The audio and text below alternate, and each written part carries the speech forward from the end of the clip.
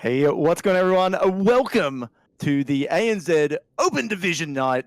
I am Disc and Kerr, and joining me is the lovely Winters. Winters, good sir. How are you going this evening? Very well, thank you, Mr. Disco.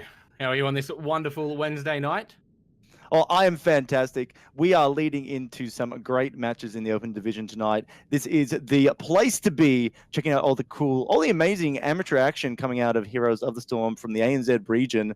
And it's lining up to be a 9-week competition, but only 8 weeks of actual play because there is a break in between winters. We have a best-of-1 series each round with 4 massive games coming towards you this night. Indeed. And what a cracker of an opening game we're going to have. Looking forward to this one a lot. Oh, it is. First match for the night is going to be Pleb2Pro versus Morton's Monkeys. And it's such an interesting mixture of our players here. So for those who aren't quite aware, Pro to Pleb is actually the... it's a bit of a history to them, but their lineup essentially are Vicarat, Moops, Mochi, Haki, and Mitzi. So this might be common names. It was a little bit of a hoo-ha from the pre-season. But what makes this matchup interesting with these guys in particular is that they're actually fighting ex-manager Morton in Morton's Monkeys, and not only that, but last year teammate Sashin stepping up, subbing for Morton's Monkeys tonight. So what an interesting turn of events in the Open Division tonight.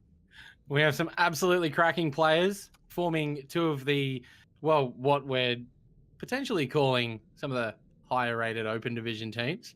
So I feel like we're going to be given a pretty good show tonight, Disco.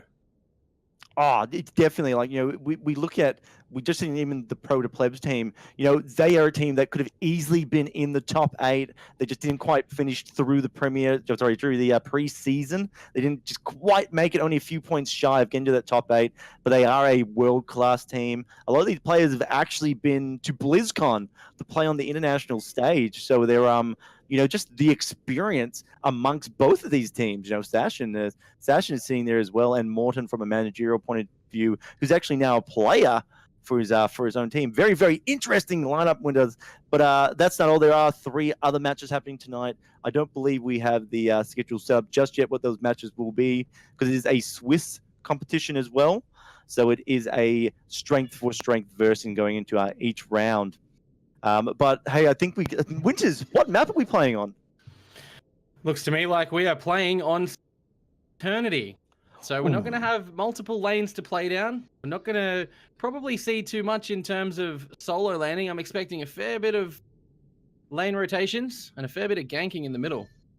Yeah, well, it is the Battlefield of Eternity, exactly as you said. It's only a 2-lane map, so it's not the standard 3-lane that we see, obviously, in Heroes of the Storm and other matches.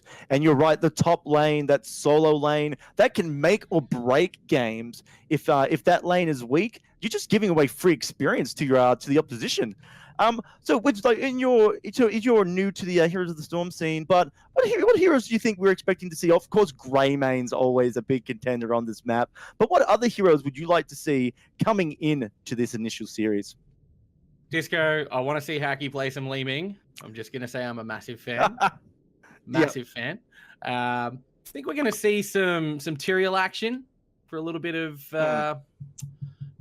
sneaky plays and some blockages in some of those tighter spots. Yep. Also, no doubt, see some Malthael. Yeah, that's actually a really interesting point you do bring up there, is that talking about this tight corridor map. So right in the center of it, when you are fighting, there are a lot of natural blockages or natural pathways that are sort of blocked off, a lot of vents, fog of war, so it can get quite messy. And when you've got characters, particularly like Tyrael, that can jump down, drop a sanctification in a location, or even just anyone that's got some sort of zone control, Stukov, for example, dropping down his silence, while it doesn't prevent anyone from moving, it's definitely, you don't want to stand in his creep. Stukov, the original creeper here. But yeah, like heroes like that just get so much value on here. Racing heroes, Valor could come out. We haven't seen Valor for a long time. We haven't seen Valor recently on this map, I don't believe. Hanzo's always a strong pick. So I'm really excited. It is a best of one series, so it's really important that both of these teams bring their A game, though, Winters, because in best of ones, they always talk about potentially getting cheesed out or being one-tricked on the map. It may be a long time before these teams fight each other again, and you don't want to be, throwing away points because you unfortunately got cheesed out of it. So a bit of mind games as well. I am fully expecting Disco to see some cheese. I like to think the Hanzo W build is a little bit cheesy. He's got some ultimate long-range poke on his Q. The Dragon's Arrow can absolutely just shut down a mosh pit or any kind of engage while he just sits there and pew straight onto that Immortal, chunking it down. You mentioned the Q build Vala. I would absolutely love to see a Q build Vala. Vala's one of my favorite heroes. It's who I learned to play on. I'm okay with her. So I think it'd be nice to see her in some capable hands tonight and just see what sort of damage she can rake upon the battlefield. Yeah, what you can really dish out. So we are very, very soon, guys, we'll be starting the first match of the night. It is Pleb2Pro versus Morton Monkeys. Action coming to us on a battlefield of eternity. Again, if you have just tuned in, just so you guys know, this is the ANZ Open Division League. This is the league. It's a nice term, but it's really a set of weekly competitions that run over 9 weeks. There is one break week, so it's technically only 8, but the span does cover 9 winters, so we do have to bring that up. Indeed. So there are 9 weeks of play with 8 games across those. We've got to give the guys a little bit of a break. Come on. We can't just expect them to be knocking this out of the park week on week on week. So it's going to be an exciting season. I'm thoroughly looking forward to bringing you the action along with Disconcur. Thank you. Thank you very much. But I mean, what are the teams actually playing for? So we talked about this open division and what's it all about? Well, at the end of the weeks of play, the top 2 highest point scoring teams will actually go on to face the 2 lowest teams from the Premier League, and they'll actually duke it out in a Crucible style tournament to decide who truly gets to be a premier team in a region. So there's actually a lot on lines, a lot of stakes are out here. Just in the opening one, you don't want to drop any points, and this is definitely an opportunity. You don't want to lose anything, not even one. Some of these teams that we'll be looking at tonight, Disco, are in a prime position to take out that top 2 spot and then challenge those gents in the Premier League to potentially snabble their position. Yeah, that's it. Take it up because everyone wants a spot, and we possibly looking at potentially here Sorry, I love their name, but it just confused me so much. It's Pleb because they're not Pleb2Pro. They should just be definitely Pro2Pros. But guys, I've been told that we are ready. We are ready to go. We are just waiting now for the final gate to be open. And here we are. Welcome to Battlefield of Eternity. It is Pleb2Pro up against Morton's Monkey, and we come straight into the draft. All right, so Battlefield of Eternity. We've already talked about it a little bit, Winters. Early bans. Are we going to see the Blaze ban straight away? It is such a high-rated hero to ban in not only Hero League, but most of HGC as well that I've been watching. And we will see the stats tell a tale of Blaze being banned out in a majority of the matches. So definitely thinking a Blaze ban. Also, the sneaky Shamadas. What do you think, Disco? Yeah, the Shimada brothers, they get such a high priority on ban, Hanzo and Genji. But it's actually Maiev that will actually be the first one removed from the map. It's a bit of an interesting one. We saw a lot in the Premier League that teams just didn't care about Maiev at all, or Hanzo, or Genji. Hanzo did appear in I have to say, he did appear in a lot of games, but it was about 50% of the games he actually wasn't even a factor. It was a bit of an interesting one. Greymane, we talked about it earlier, Winters. He's such a powerhouse on this map, and he's already being hovered for a ban. His wave clear Disco, his engage potential, his ability to a tank with Cursed Bullet and then leap in for a finishing off. He's the all-round great Australian DPS. Well, probably great world DPS, actually. I'm just trying to claim him for ANZ. So not seeing any Shamadas banned out, and we will pick up a Blaze first pick. So if that's not indicative of the strength that you can see in our newest Firebat edition, the Heroes of the Storm, I don't know what is, Disco. Well, he's a great solo laner, great potential solo laner, and his initiation is really good as well. Why we didn't see an early ban or a priority on Blaze is that his general damage or his damage output's not particularly high. It is AoE, so it is spread damage. He's going across a lot of enemy heroes, and he can lock them in the fire. He throws the oil, sets it ablaze. But There we go. is he? Oh man, double pick. And I get my wish. I think I'm going to see some Leeming in here, Disco. I'm happy. Definitely, Hacky is the well-known mage player on the side of Pleb2Pro or any team he's on. Genuinely, if he's not playing Li Ming, we quite often see him on Chromie as a different pick here. I was just about to mention, having that Malfurion pick locked in quickly, Disco, I was expecting a Tracer follow-up, but I wasn't expecting it for third pick. The Tracer Malfurion is so strong right now with the ability to get those heals out with the Moonfire spam, and Tracer's, short health bar keeps her up quite nicely. I'm a big fan. So this is going to be very interesting. We've got some solid DPS, and as you said, that jet propulsion engage on the Blaze is going to be something to defend. It's all locking down targets so Tracer can sort of get onto them either through safety by locking down the front line so Tracer can dart into the back, or even locking down those squishy targets on the back on like a Hanzo or a Li Ming, where Tracer can dive in, she can throw down a pulse bomb, it gets explosions on, and we know that if you're not moving and Tracer can just stay connected to you, she can actually recharge her pulse bomb at quite a disgusting rate, Winters. It is absolutely. It's almost like it's like zero cooldown post bombs everywhere. It's terrible. So it's no surprise here. Morton being banned out, weakening that again. The follow-up engage stun, very solid frontliner as well.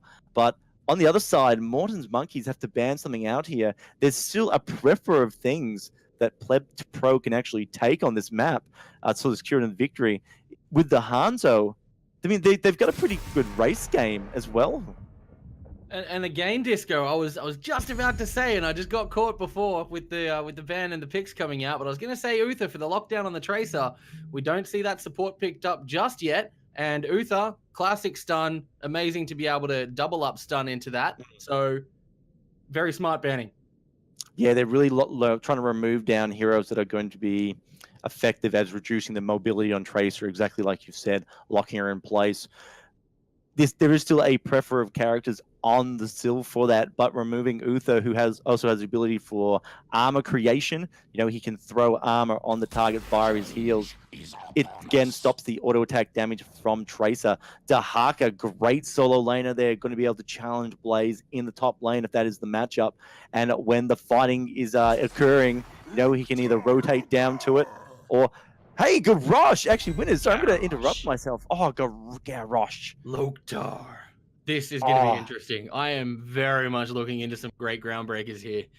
Oh, I love a bit of Garrosh. It was an interesting, it's an interesting Winters. I was thinking that, they've got the Tracer.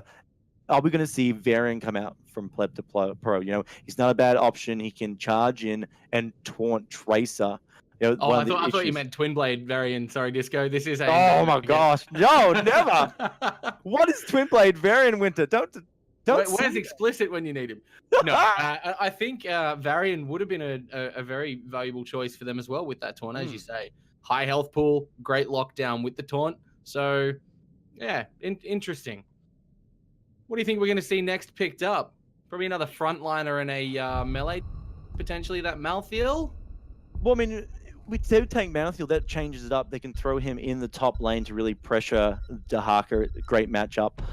They do need a tank still. There's so many options on the board. They will go ETC. And then the Tychus. ETC and Tychus. So looking to burn through that Garrosh's armor. There is no armor for a Tychus against a Garrosh. So that passive is effectively nullified. Smart picking.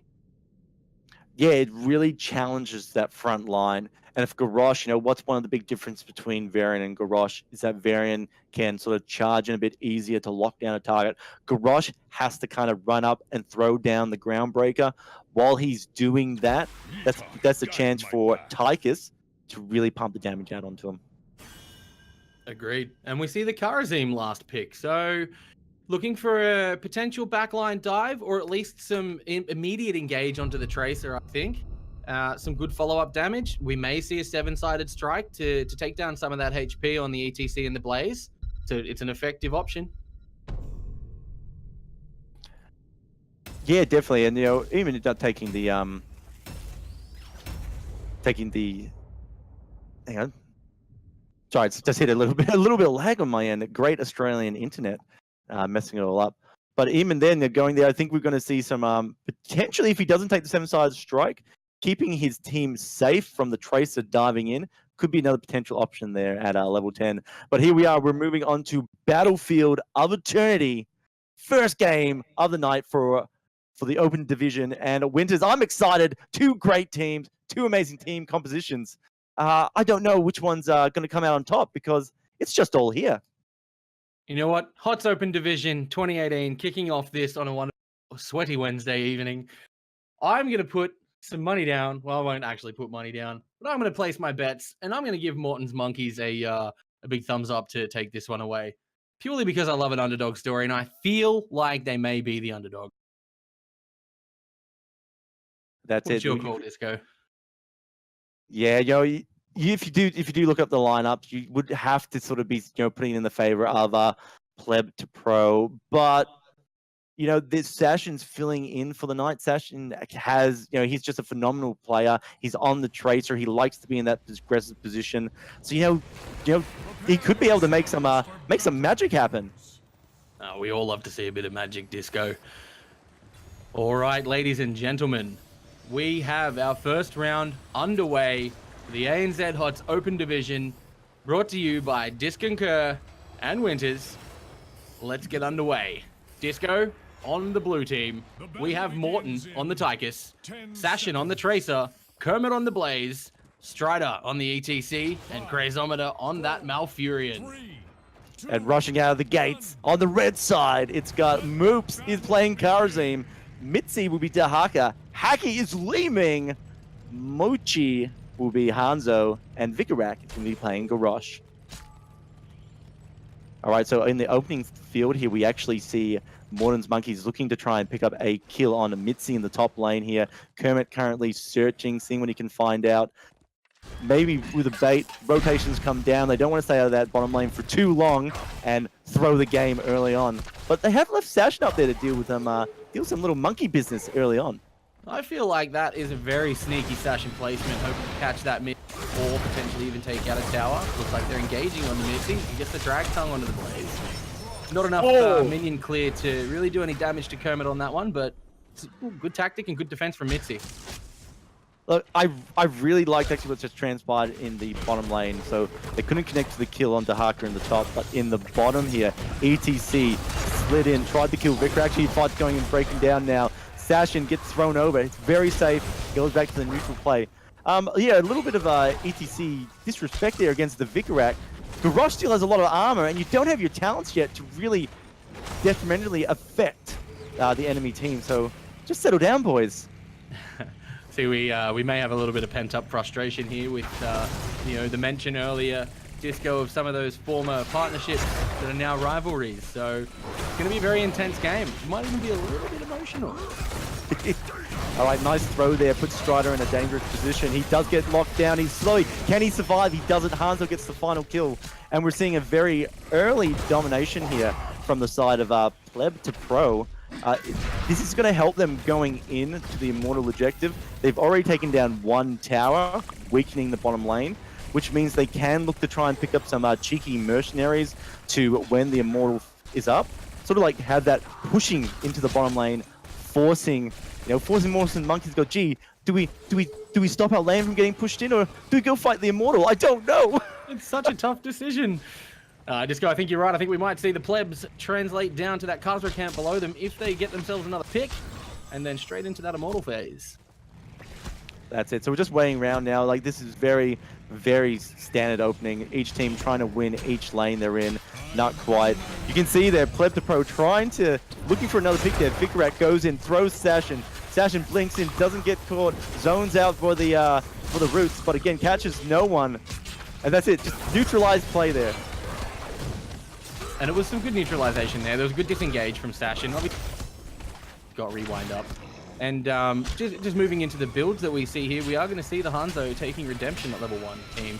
And moving into Serrated Arrows at level 4. So he's looking for that Immortal destroying build. So it'll be interesting to see what kind of damage he can put out. Yeah, that's getting sustain up and then getting the extra arrows as well. So at level 16, we'll probably see piercing arrows come out. Vicarat could be in a little trouble. Entangled comes out, not good, still alive. Low damage going down. Tychus switches onto Moops, damaging Karazim on the backline. Have Crazy Meters in a lot of trouble there. It's Hacky trying to connect. Wow, Malfurion gets out with the skin of his teeth, and so does Sashin on the Tracer. Strider now still in trouble. Hacky trying to finish him off.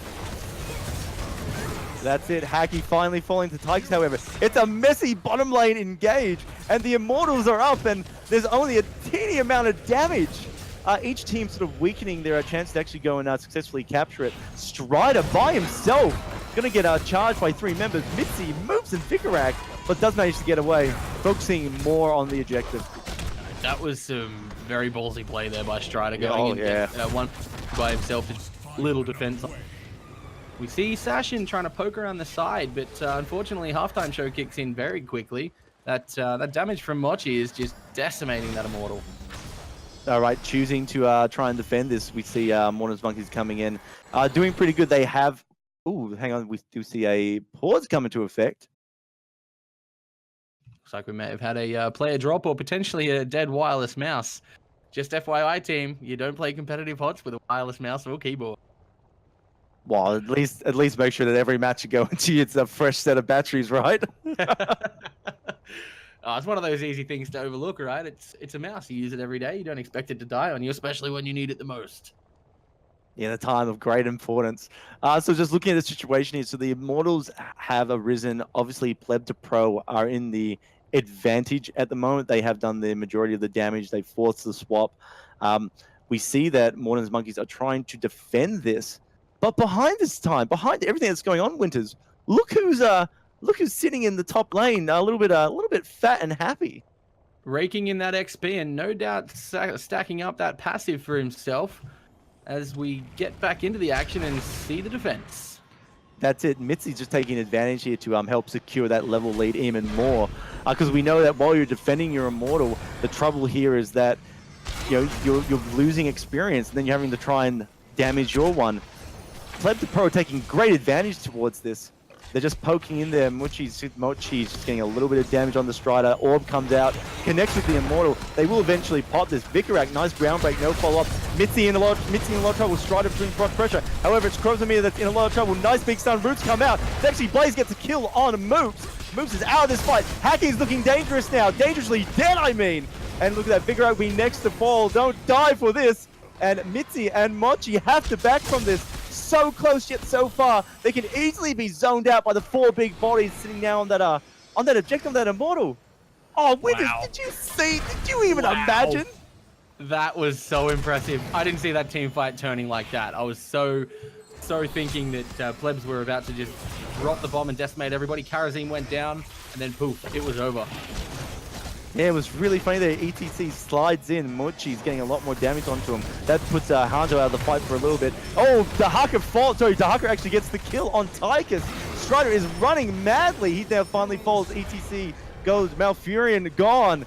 And it came back in the end. Winters, they pulled it back. Early deaths mean nothing in Heroes of the Storm. We see the poke value coming through Disco from the Li Ming and the... It's too much to deal with. Yeah, it was just a matter of time, wasn't it? You know, it was really funny when they had that early team fight. They engaged onto it, and it's like, well, why did you do that? You could have just poked out with Li Ming and Hanzo, and that showed you the power of eventually poking out with Li Ming and Hanzo.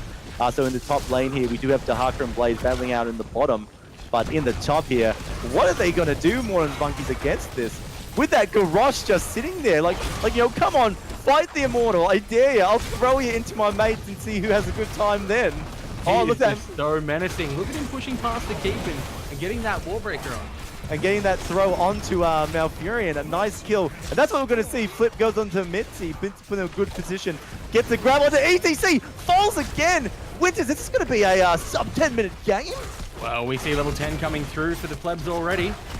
Big 2-level lead occurring here with the keep wall going down now.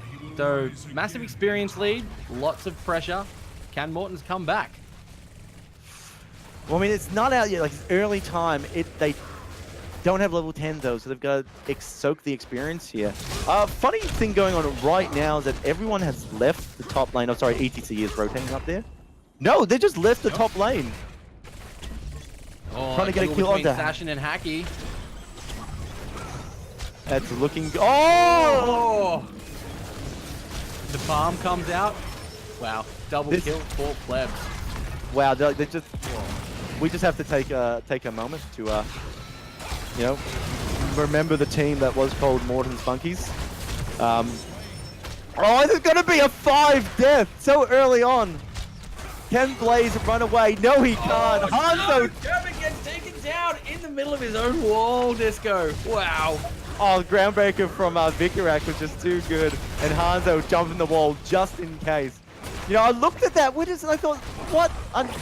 Like, obviously they were looking to invade the enemy's camp, but they didn't really have the experience to do it.